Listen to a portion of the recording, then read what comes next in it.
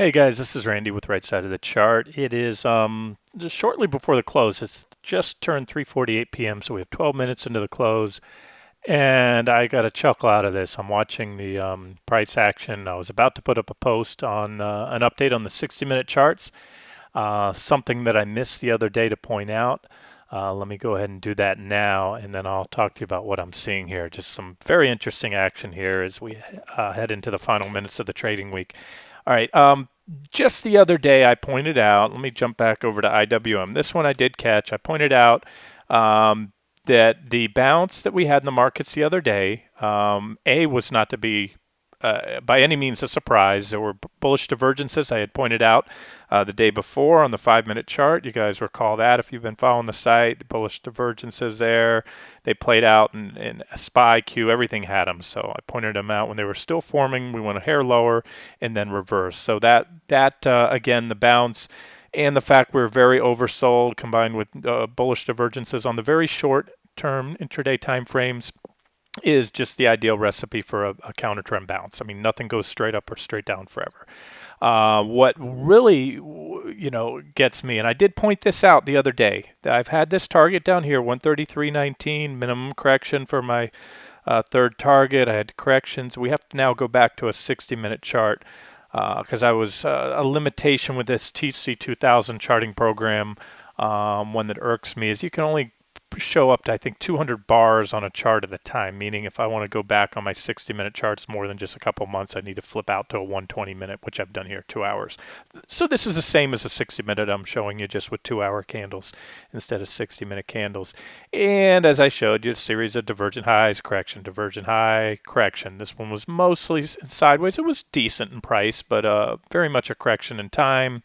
You have this big sideways trading range, and that I've been highlighting for a long time. You guys know I talk about it. It started in early December, sideways trading range in IWM. We had a failed breakout, bull trap, because we fell back below, so the breakout failed. It put in a divergent high, and now let me show you going back all the way to March here. February. In fact, this is the chart. As of the close on February 24th, this was IWM's closing value on February 24th, exactly a month ago today. And I posted the chart. I think that was a Friday. I posted the chart on the following Monday before the open. And as you can see, I had that orange line, the bottom of that support zone, as my target, and stated IWM broke below the bottom of the support/resistance zone last weekend. I meant to say the top, and closed at the top of the zone, which is resistance unless taken out. 60-minute indicators flipped to and crossed to bearish last week, putting IWM on a sell signal, although awaiting confirmation via the SPY and QQQ. So there it is. They're all listed. That's when we had confirmed sell signals in the small caps. You guys know that we already hit that level. That's a pretty big drop, quite profitable. And I also wanted to show you on the SPY the same day. I posted a chart of the SPY here, and this was it. Again, this is as of the close of February 24th. And again, I posted these in pre-market on the 27th, the following Monday. And there it is. There's the sell signals I was waiting for. I pointed out that we had another divergent high, just as we've had a series of divergent highs and corrections. Each and every one played out. They might not have been for the biggest correction, but they were certainly tradable pullbacks.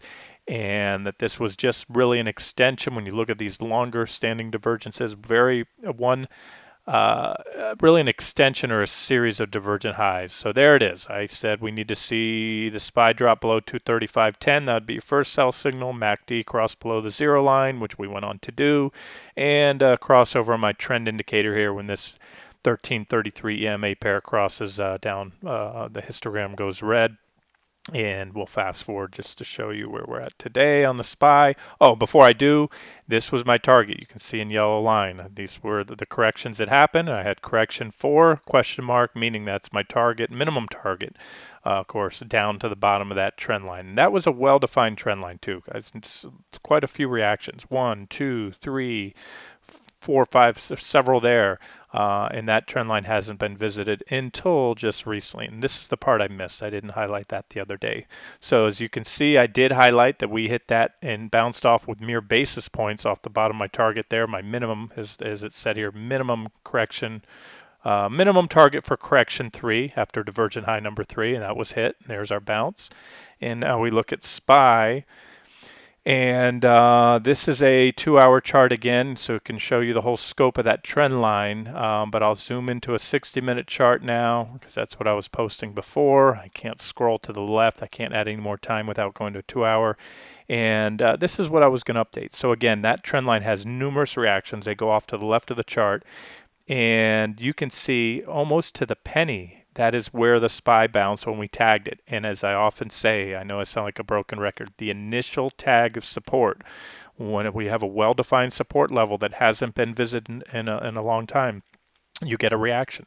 So I think it's very hard to argue. There's 2 of the major U.S. stock indices that hit major support levels where a reaction was expected over a month ago today.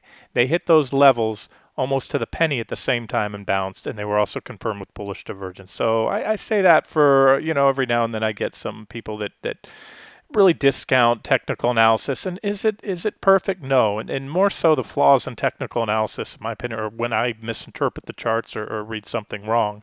I don't think technical analysis is 100% effective. And I think where it lacks is usually just it's the interpretation of who's doing it, and myself included. But in this case, it would be hard to argue that this was anything other but a technical bounce. I've heard people say it has to do with the health care bill or this or that or the other. No, clearly you had the SPY and the small caps bouncing at the same time. The SPY even came in, tested that trend line again, bounced. Now here's the interesting thing. The market, before I wrap this video, we'll get the closing bell. We broke down below there. Now you guys often hear me talk about this. When trading a particular time frame, whether that's a 5-minute chart for a quick trade, 60-minute chart that we're looking at here, daily or even a weekly, the only thing that matters are the closing candlesticks. So we had a breakdown today, a pierce through there. And as soon as we broke that trend line, I was about to put an update, even though the 60-minute stick hadn't finalized yet.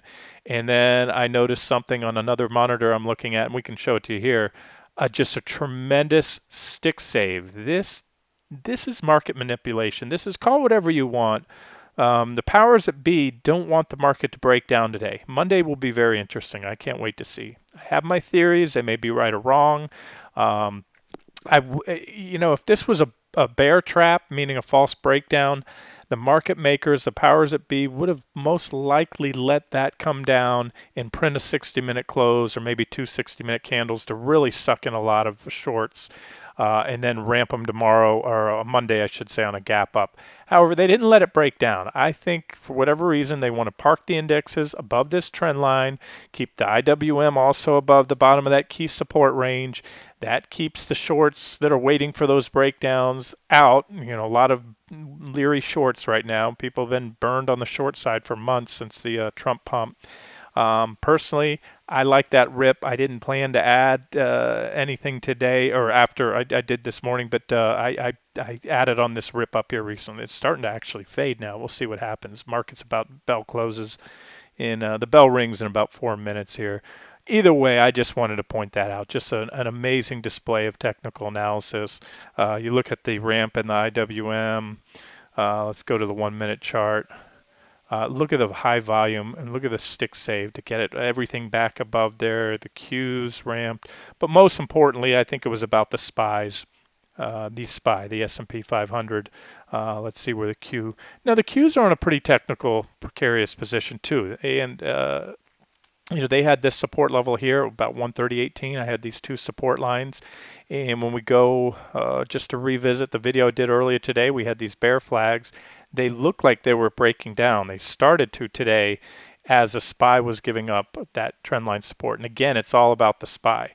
So I think this was a concerted effort by the powers that be. You want my opinion? I think they want to get short. I think they ramp this market up to halt those breakdowns, to try to keep the retail investors out of short positions right now, or maybe shake them out of the shorts that they have now, not wanting to go home short over the weekend right on top of support. Because trading 101, you short a break of support, you go long on support. You buy support or you short a break of it.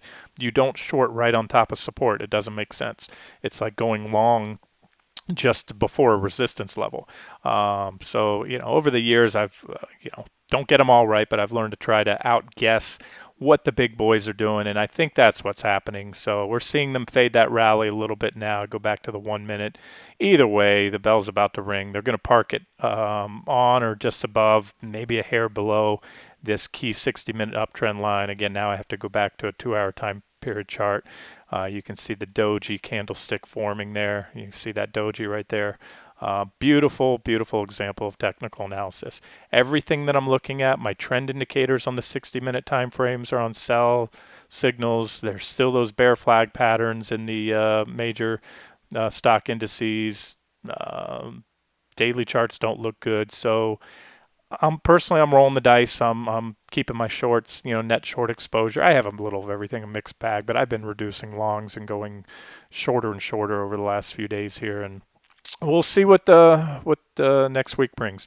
All right, this has been Randy Finney with Right Side of the Chart. The bell's about to ring, so I'll let you guys go. I'll be out of town this weekend, returning Sunday evening. So if you have any questions, if you would just hold off on just a way to reply. I'll try to get back to you Sunday night or Monday morning. Have a great weekend.